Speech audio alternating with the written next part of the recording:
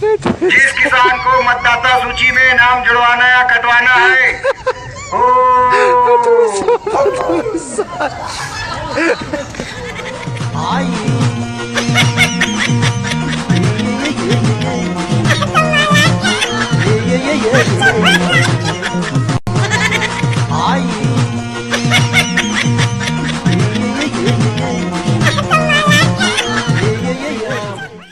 ኣብ ኣዲስ ኣበባ ዝርከቡ ስደተኛታትም ብሓለንጊ ገዛ ኸራይ ይሰራጠዩ ከም ዘለው ሮይተርስ ኣርድዮም እዚ ከምዚ ኢሉ ከሎም 24 ሰዓት መብዛሕትኦም መንእሰያት ኣብ ዓራት ተጋዲሞም ከም ዝውዕሉ ሮይተርስ ኣርድዮም ብወዝቢ እየ ዝብለኩም ዘለኹ ከም ወዝቢ ካብ ዓራት ተዳእተሲኦም ፈቆዶ እንዳቡናታትን